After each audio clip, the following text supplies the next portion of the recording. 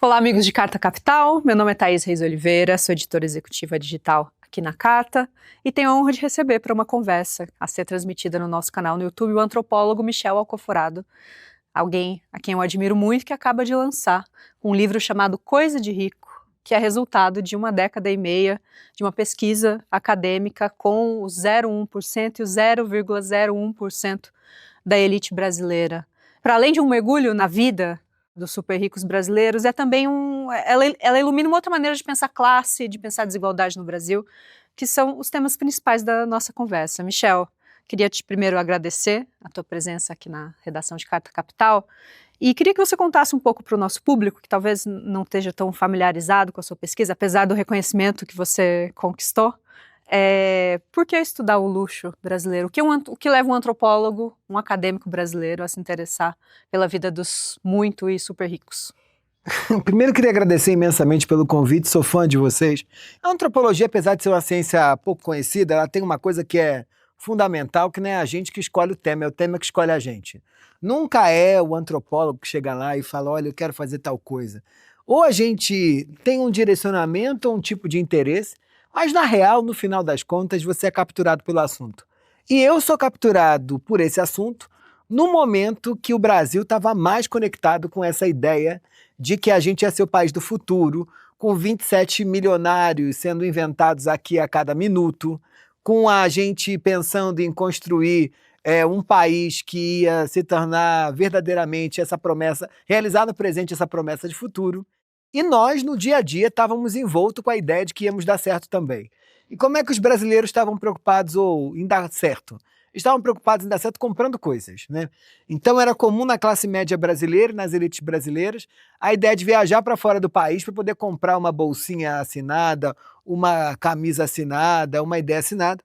E aí eu falei, caramba, isso aqui dá pesquisa, né? Porque eu tenho um mundo de sociedade, assim, uma sociedade inteira, investindo rios de dinheiro, se aproveitando de um dólar baixo, de uma facilidade para comprar, para parecer mais rica do que é. E aí a pergunta fundamental é, o que faz um rico rico no Brasil, que era muito diferente de outros lugares? E me chama a atenção no livro, Michel, que você estabelece, falando das diferenças dos ricos brasileiros, como a noção de riqueza no Brasil está muito mais ligada a uma ideia de conquista, eu conquistei, do que eu construí, que é uma ideia que você associa mais às sociedades anglo-saxãs. Por que a conquista? Conquista-se o quê perante a quê? Esse foi um ponto que me chamou muito a atenção, porque toda vez que eu conversava com um rico americano, ele fazia muita questão e dava muita ênfase para a ideia de como é que ele ficou rico. Então, se você senta na frente do rico americano, ele vai te contar, ou ele já lançou uma biografia, ou tem um memorial, ou uma instituição dizendo, olha, eu estava de tal jeito, eu não sei quanto tempo atrás, e por conta de muito trabalho eu consegui construir esse império que você está vendo. O que eu não via com os ricos brasileiros, por uma questão simples. No Brasil, a gente gosta de naturalizar toda e qualquer posição de destaque e poder na sociedade. Então, quando a gente conversa com os ricos brasileiros, a ideia de conquista tem um papel mais importante porque ela naturaliza a posição do conquistador e a posição daquilo que ele conquistou. Então, o conquistador é aquele que chega, domina um determinado território e apropria-se de algo que já estava dado. E é assim que os ricos brasileiros pensam a própria diferença. Porque no dia a dia, né, como é que a gente classifica e categoriza um rico? A gente gosta de categorizar os ricos tradicionais como aqueles que têm berço, né? E dizer que alguém tem berço de ouro, naturalizar a posição, né? Sim. Porque você diz, olha, estava aqui por acaso, um óvulo encontrou o espermatozoide e eu dei sorte de nascer nessa família, eu não tenho nenhum compromisso com nada mais a não ser a minha mãe e meu pai, porque me deram esse lugar no mundo. Eu tô aqui por acaso, né? Então essa busca por naturalização da própria posição é muito forte nos ricos brasileiros em contraposição a outros ricos espalhados pelo planeta. Mas como isso se choca, Michel, com esses ricos com os quais você começa a sua pesquisa, cuja ascensão está muito conectada a esse momento brasileiro, que não são os donos do poder de séculos atrás, né? Que são os novos ricos.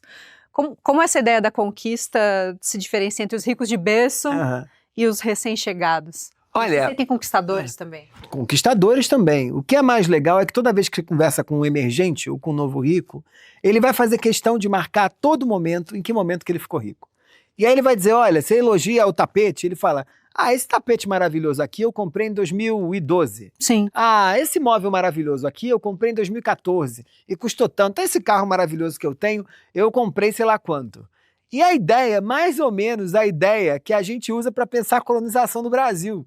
Que é isso, né? Tinha lá uma caravela andando no meio do Oceano Atlântico e por acaso os caras chegaram aqui e conquistaram esse território que depois a gente vai chamar de Brasil. Sim. É naturalizado, né? Alguém entrou num barco, queria chegar nas Índias e chegou aqui. E apaga a violência Apaga a violência Não, e sim. apaga todo o esforço, né? De tentar dominar e todo esse trabalho. Então, a lógica é parecida, assim. A gente sabe que foi em 1500, mas todo o apagamento da violência está dado. Nos ricos tradicionais, o que fica muito claro é uma busca por apagamento das origens, como se eles nunca tivessem sido novos ricos também. Então eles vão tratar da lógica do dia a dia com uma categoria que é importante, que é a categoria do desde sempre. Essa categoria ela tem como ponto fundamental a ideia de que, olha, eu estou aqui desde sempre, os meus amigos desde sempre, nessa casa desde sempre, os empregados que me servem estão aqui desde sempre, a gente tem esses móveis desde sempre, a fazenda da nossa família é da nossa família desde sempre. Quando toda a ideia de construção ou de trajetória para conquistar aquilo que conquistaram é apagada e não é lembrada. Porque o fato ou a importância está dado na lógica de que a gente está aqui desde que o mundo é mundo e desde sempre a gente vive essa vida. Então essa naturalização se dá por conta disso, que vai culminar na ideia de conquista. E como que isso se relaciona com a desigualdade brasileira, né? Porque eu acho, falando dessa diferença entre conquista e construção das sociedades, não tem como você não pensar na desigualdade. Eu queria te ouvir um pouquinho, nessa sua jornada, reflexões suas a respeito dessas pessoas que estão no entorno das pessoas ricas, né? As pessoas que servem, os empregados, a sociedade em volta. Como se dá esse processo de relacionamento entre essa classe e as classes que estão ali em volta, num país onde eles são a esmagadora maioria, né? Como que o rico brasileiro... Essa foi a principal surpresa no final do livro, porque eu comecei a pesquisa querendo entender os ricos, mas no final eu saí com um livro sobre os ricos, mas sobretudo sobre como a desigualdade social brasileira se mantém e se reproduz ao longo de tanto tempo.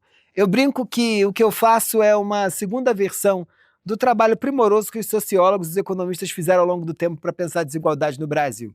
Porque eu estou preocupado em entender como a gente acha normal, naturaliza essa abissal diferença, essa abissal distância entre os poucos que têm muito e a imensa maioria que não tem nada no Brasil. E nós, mesmo não ricos, trabalhamos arduamente para manter eles lá nos encontros cotidianos, né? E o que eu vou fazer nesse livro é um mapeamento claro de um entendimento de como é que essas distâncias, que todo brasileiro, não importa se é rico ou não, está preocupado a todo momento para tentar manter todo mundo nos seus próprios lugares. Então, os ricos, né, eles são hábeis e eles, para mim, foram fonte de estudo importante, porque eles estão a todo momento preocupados, né, mesmo que não conscientemente, mas preocupados, imbuídos pela maneira como a cultura se organiza no Brasil, em tentar manter grupos distantes e outros grupos muito próximos. Eu brinco sempre que todo mundo no Brasil tem uma preocupação enorme com que muro é esse que está te protegendo de alguém que você acha que não é passível de estar perto de você. E aí, óbvio que dentro desse cenário, você pode ter as grandes fortunas separadas, né, com muros, chancelas e secretárias dos outros, mas a gente tem uma classe média que a gente também não valoriza, dizendo que o aeroporto não é mais bom porque ele virou rodoviário. Sim. Mas mesmo a classe média mais progressista intelectualizada reclama do Tinder porque virou Orkut. E o que eles disseram? Quando eles dizem que virou Orkut, estão dizendo que tem um tipo de gente lá que eles não gostariam que tivesse lá. Então, essa é a forma como a sociedade brasileira se organiza, muito por conta do período escravocrata, mas muito por conta da maneira como a gente entende sociedade. Então a desigualdade social brasileira é fruto também dessa manutenção e dessa preocupação gigantesca que temos em manter gente que a gente não acha que é gente como a gente longe, mas almejar desesperadamente estar perto de gente que a gente acha que é melhor que a gente. Sim. Você comentando, só falando das classes médias, Michel, me levou enfim, a gente discute muito política aqui, os rumos nessas mudanças recentes do país, mas parece haver, e acho que algumas pesquisas populares corroboram isso, mesmo as classes populares parecem estar imbuídas de uma maneira que o pobre não quer que o miserável receba o Bolsa Família. A gente está vivendo no Brasil, acho que não só no Brasil, mas no mundo todo, os laços de solidariedade estão completamente rompidos. Uhum. E eu fico pensando se isso não tem a ver, e queria te ouvir a respeito, com dessa desilusão desse sonho de Brasil que ia decolar há 10 anos atrás e que produziu alguma inclusão, mas para muita gente são promessas não concretizadas. Uhum. Será que essa compartimentação não acabou contaminando a sociedade como um todo? Assim? Eu acho que os últimos anos no Brasil são didáticos em termos da administração dessas distâncias, né? Porque o período dos governos Lula, o Lula 1 e o Lula 2, foram tão felizes para a autoestima brasileira porque o avião decolou.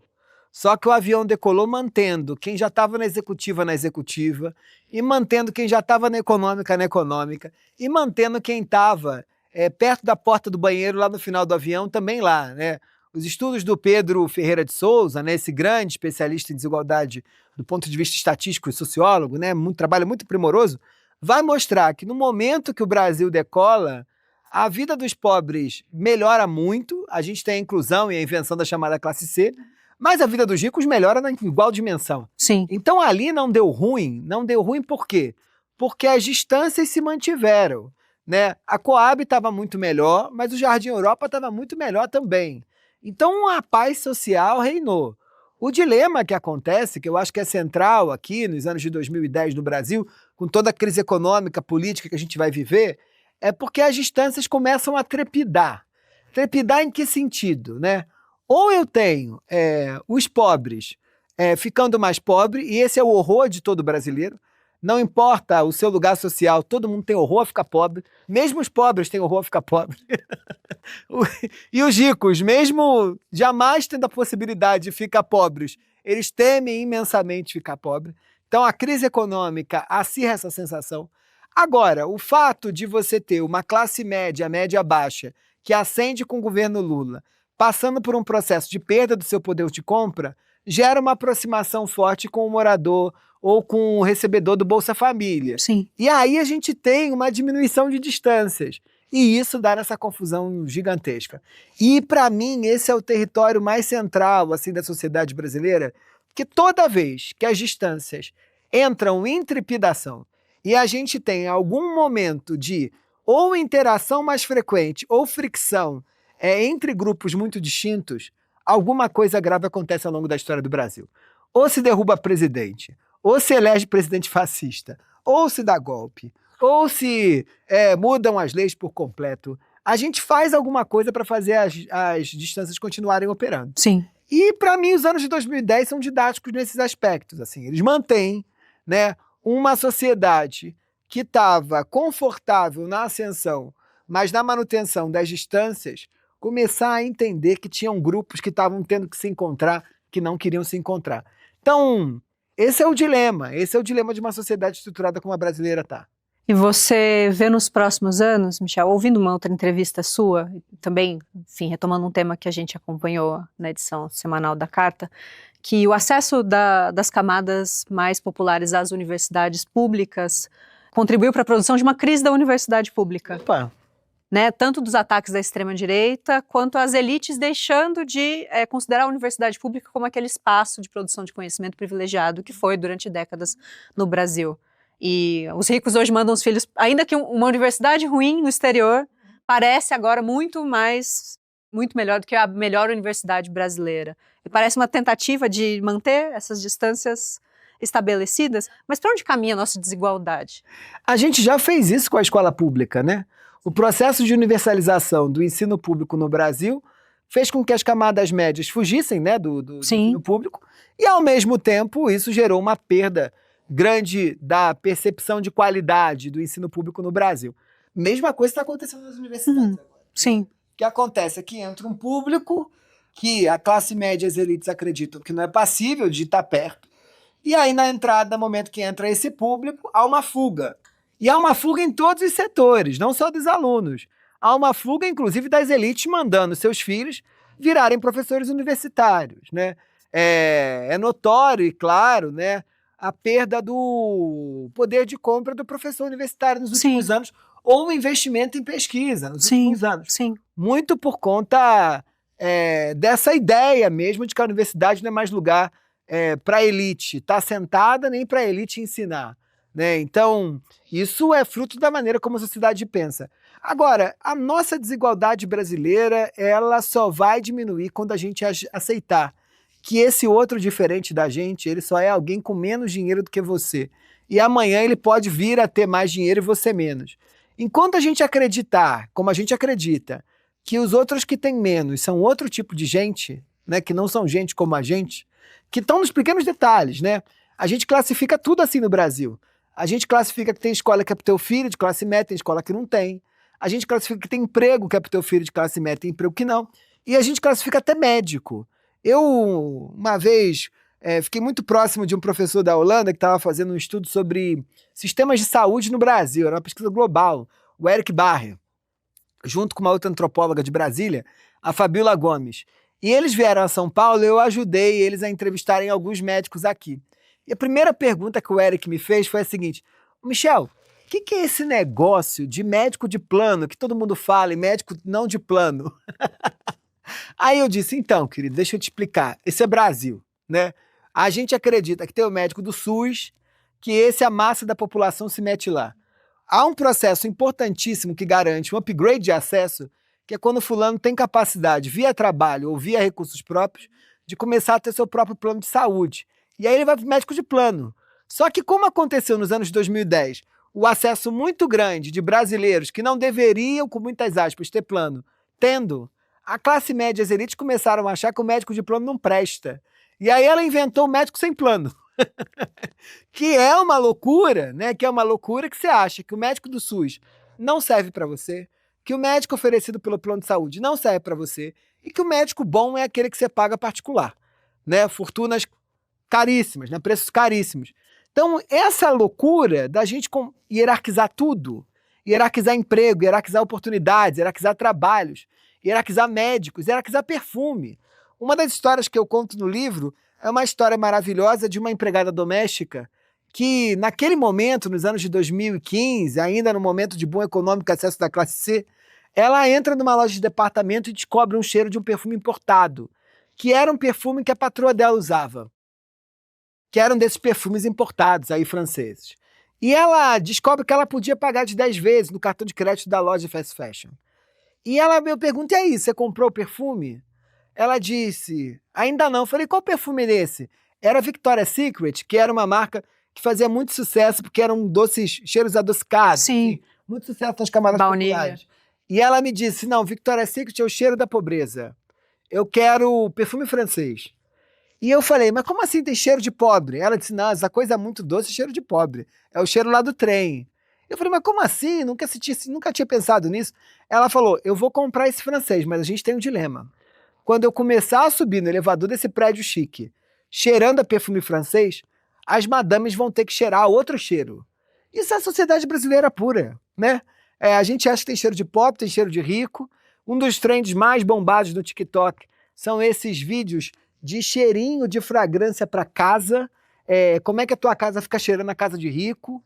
A gente vai categorizando tudo. É justamente isso que eu ia perguntar, porque nesse momento onde os fossos se aprofundam, a sociedade brasileira, que sempre foi, né, sempre olhou para o mais rico, as novelas, enfim, a beleza, o modo de... sempre esteve muito conectado ali, mas nesse momento de popularização das redes sociais, parece ter ganhado uma outra cara, que é essa obsessão com o estilo old money, com a roupa de rico, com o tigrinho, com a ascensão de figuras como o Pablo Marçal, com essas promessas de ganhar dinheiro fácil, com a coisa do aparentar ser antes de ser.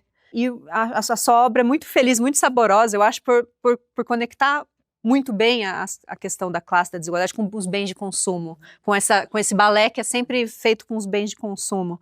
O que é essa obsessão com o estilo old money, enfim, essa moda digital diz sobre o momento da nossa desigualdade? Essa obsessão, ela não é nova, ela só encontrou novos meios, como TikTok e por aí. Eu brinco que esse aqui é o modelo de sociedade que Danusa Leão vendeu livro para Chuchu nos anos 80, ensinando as pessoas a sentarem à mesa.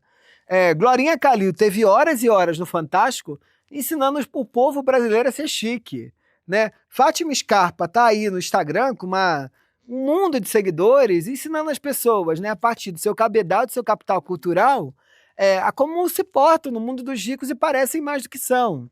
Esse é um modelo de sociedade. Eu adoro essa pergunta, porque toda vez que eu olho para a maneira como o povo brasileiro se relaciona com os ricos, isso é muito diferente do povo europeu ou da Europa em relação aos seus ricos, né? Eu acabei de voltar da França e você entra em qualquer livraria de Paris, tem uma mesa enorme, cheia de livros falando mal de rico. Aqui no Brasil, quando a gente olha para os mais vendidos, a quantidade de biografia contando como é que um rico ficou rico e a gente ansioso para saber como é que faz também para ficar rico igual o rico, é enorme. A gente tem fascínio pelos ricos. Mulheres ricas, Odete Roitman, que era vilã, e agora é almejada, né, e valorizadíssima. As influenciadoras, blogueira de luxo, né, com um poder gigantesco. Nenhum país tem essa quantidade de blogueira de luxo igual tem aqui no Brasil, né? Você tem, obviamente, em outros lugares as Kardashian, mas é uma meia dúzia de gente. Não tem essa ideia do fulano que está em qualquer lugar. Não, e a profissão mais numerosa, mais desejada, ser de mais influenciador. Desejada, né? Mais desejada. Então, o fascínio do brasileiro é pelo recebido. Você imagina, o recebido é maravilhoso, porque o recebido é um upgrade do outlet. Porque quando a gente ia para o outlet comprar lá em Miami, sei lá, você tinha o efeito de uma coisa que parecia muito mais cara do que tinha sido, só que você tinha gasto muito menos. O recebido leva isso à enésima potência, porque eu nem paguei por isso e parece que eu paguei, né? Então, eu opero a distinção em várias camadas, eu ainda digo que ganhei, né? Eu marco arroba. E aí a gente fica com inveja do fulano que marcou arroba, porque o trabalho dele foi marcar, né? Escrever na tela do celular, arroba, tititi, tatatá. E isso permitiu que ele tivesse acesso a esses produtos. Isso é a sociedade brasileira. Essa sociedade brasileira é a sociedade onde a elite entra no Terminal 3 de Guarulhos, que é o terminal internacional, se enfia na sala VIP, vai viajar de executiva, que tem lá um jantar sendo servido, mas se empanturra de comida na sala VIP que está sendo dada de graça, né? Sociedade brasileira, onde o fulano entra num voo da Gol, da Latam, da Azul, 11h30 da manhã, serve um sanduíche para ele vai descer e vai almoçar e ele come, porque está dando dado de graça. Essa sociedade é a sociedade onde a churrascaria ainda tem um fascínio enorme, não pela qualidade da carne que está sendo oferecida, mas pela possibilidade que você tem de dizer para o garçom, botei no meu prato, mas não comerei. Então, assim que a gente opera a desigualdade no Brasil. Agora, esse é um dilema forte para a democracia, porque não dá para a gente inventar uma nação fomentando mais fossos e abismos e muros do que pontes, né? Uma ideia de democracia onde, apesar das diferenças, a gente fomenta pontes. E aqui não. Aqui a gente está mais interessado nos abismos, mais interessado na grossura do vidro blindado, mais interessado no que nos diferencia do que nos iguala. Então, o jogo é complexo, a beça e bastante difícil.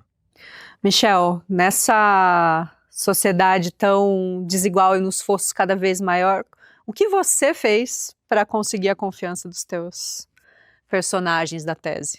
Eu fiz aquilo que todo brasileiro precisa fazer para conseguir transitar por ambientes que não foram feitos para eles. O que é? Eu virei outro. A pesquisa, ela me cobrou uma transformação na forma como eu me visto, na forma como eu como, na forma como eu penso o meu corpo, na forma como eu me exercito, na forma como eu imagino o futuro. Eu passo por um intenso processo de metamorfose, ao ponto dos ricos me reconhecerem como parte dos seus grupos, não como um de dentro, mas como alguém aceitável para estar dentro. E isso me implica em mudança da forma como eu me visto, na forma como eu bebo, né? Porque o espumante que eu gosto não é aquele que ainda cabe no meu bolso. Mas depois de eu ter tomado os melhores espumantes, sendo pago para isso, eu tenho que viver nesse drama, né? Porque eu boto isso, eu provo o espumante barato, aquele que a gente toma na saída da faculdade. Sim. E eu falo, eu já tomei coisa melhor. Então, a transformação, ela foi enorme. Agora, há um ponto importante que eu nunca fui visto como parte, nunca me senti parte também. Sim. Então... Mas qual foi esse lugar que você ocupou? Porque é um balé muito delicado, detalhado, e você tem faixas, né? De pessoas que estão ali orbitando aquele... Onde você se encaixou nessa dança? Tem dois lugares que são possíveis nessa dimensão do entre, que é de quem está dentro do mundo dos ricos sem ser rico. Porque, em geral, os ricos aceitam gente rica como eles, ou mais ricas do que eles, dentro dos seus mundos. Mas eles abrem exceções para 2 grupos. O primeiro grupo são os empregados. E os empregados são invisíveis, né? Quanto mais invisível, melhor. Você gosta do garçom, que é capaz de fazer o baile da mesa sem ser percebido, pratos entram, pratos saem, taças entram, taças saem, copos são cheios, esvaziados, sem nenhuma percepção, sem nenhuma intromissão na conversa. Isso é empregado bom. Só que tem um outro tipo que eu descobri ao longo da pesquisa, que é o especialista. O especialista é alguém com algum renome, que sabe alguma coisa que os ricos não sabem, que eles querem junto de si, porque eles acreditam que vão aprender alguma coisa com esses. Esses têm nome. E eu viro isso. Ao longo da pesquisa, eu faço uma série de cursos e, com a ajuda da imprensa, eu sou reconhecido nas altas sociedades como um antropólogo do luxo. Então, quando eu viro um antropólogo do luxo, aquele que tem capacidade de dizer para os ricos o que é luxo, ou o que entregaria para eles a diferenciação e a distinção de forma fácil, eles me aceitam. E aí eu começo a transitar pelas altas rodas. Só que para isso eu tive que convencer os outros. E convencer os outros mudou na maneira como eu me visto, na forma como eu falo. E, tipo, te afetou também como pessoa. Me afetou porque na antropologia a gente gosta de acreditar que a distinção entre o nós e o outro, ela é uma ferramenta importantíssima de conexão e de fomento para o nosso trabalho, mas é bom também quando a gente vive as mesmas encruzilhadas que os outros. Então a autotransformação que eu vivi na minha imagem, na forma como eu falo, ela está diretamente conectada com a autotransformação que qualquer emergente vive. E todos os dramas, a maneira como eles me obrigaram a comprar coisas que eu jamais compraria, me deu dimensão do sofrimento que é você ter que pagar uma fortuna numa bolsa, que você não acredita que aquilo vale aquilo que vale, mas funciona de um jeito que você entende só depois que tem. Então eu fui dando conta disso e isso foi importantíssimo para o meu trabalho. E você, no futuro, a gente comentando aqui anteriormente que essa foi uma pesquisa longa, de 15 anos, né? E embora você tenha se tornado um antropólogo que mantém relações com esse mundo, tem algum outro, você se vê fazendo uma pesquisa tão profunda com algum outro nicho das classes sociais brasileiras? Com os ricos não mais. Eu falo, os ricos podem ficar tranquilos. Eles podem ficar tranquilos que já esgotei parte da minha necessidade ou ânsia de pesquisar esse grupo. Não pesquisarei mais. Agora, eu tenho muito interesse com a ascensão das camadas. O tema da ascensão me interessa, né? A ascensão eu acho que é muito interessante. Sim. Eu acho que o fenômeno dos coaches é muito interessante, né? Esse tipo de gente com essas portas de 2 metros de altura, que é mais pesada do que tudo, tem quase um motor para ajudar o fulano a abrir a porta de casa. Mas me interessa muito também o processo de queda, né? Que é fruto de boa parte da classe média brasileira, que empobrece, mas mantém um padrão de vida. O tema da produção da diferença e do pertencimento, da batalha do pertencimento, é central no meu trabalho. Eu acho que continuarei pesquisando por aí ainda. Não sei se por tanto tempo, igual pesquisei os ricos, porque eles me deram muito trabalho para entrar, eu acho que eu vou buscar grupos mais fáceis de me embrear, mas a produção da diferença e a batalha do pertencimento, eu acho que continuarão sendo foco da minha reflexão. Sim. Michel, eu queria te ouvir também sobre a relação dos ricos com o Estado. Não só o Estado como um lugar onde você se locupleta, né? Se beneficia do Estado para reafirmar uma posição, para conquistar lugares. Mas qual é o papel, na visão da elite brasileira, qual é o papel que o Estado deve ter? Como eles enxergam o Estado e a própria relação com o Estado? O Estado deve ser o menos atravancador dos meus caminhos possíveis, né? A ideia de Estado mínimo, a gente, que é muito central no discurso da direita e das elites, ela não é percebida por esses indivíduos tal como os economistas percebem. Não é um mínimo de menos coisa, do Estado mínimo do menor, do Estado mínimo do mais barato. Esse é um papo muito de especialista. É um mínimo com o mínimo de interferência possível no meu dia a dia, tá? Por quê? Porque aqui há uma concepção de que o Estado ele é um atrapalhador do sucesso dessas famílias. Então, isso atrapalha, né? A ideia de que você deu certo, teve sucesso por conta dos seus, e que o Estado e a sociedade como um todo foi um atrapalhador desse processo de êxito, é central na maneira como esses ricos pensam a própria vida. Isso se mantém.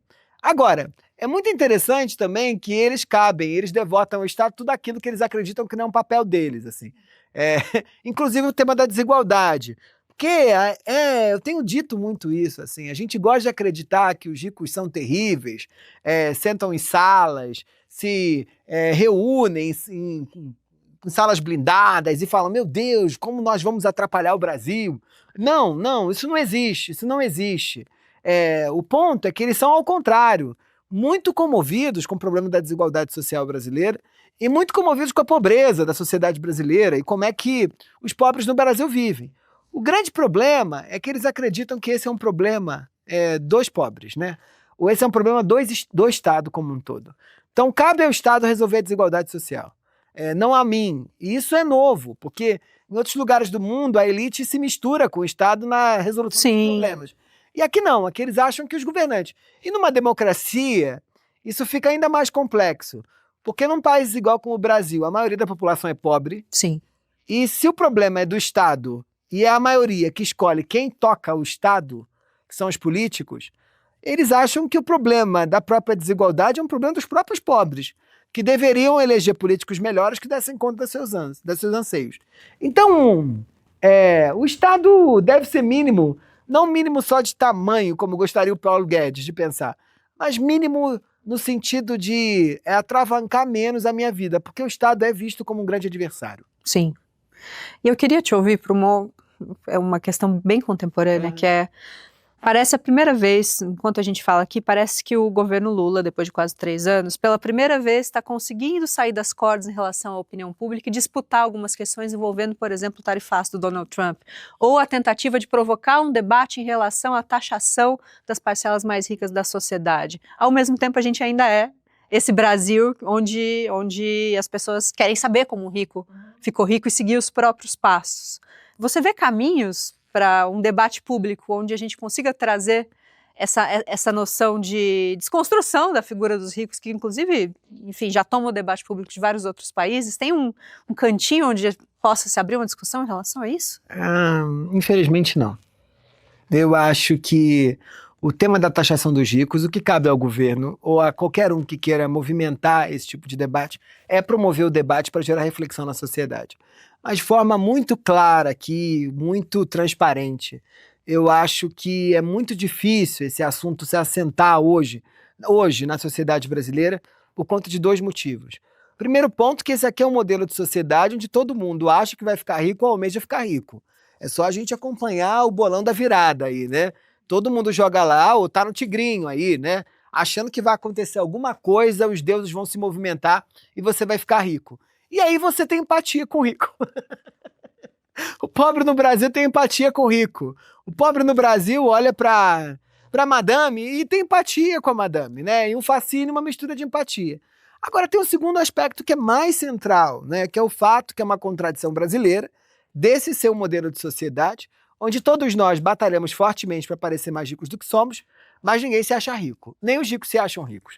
Então o tema da taxação eu tenho já tateado aqui, né, voltando na relação com eles, perguntando o que vocês acham disso. Eu posso dizer para você que, não sei, aqui porque estou numa etapa qualitativa, não tenho uma etapa quantitativa, mas 90% dos ricos são a favor da taxação dos ricos. Só que o rico é o outro. O rico é o outro. Esse rico não existe para ser taxado.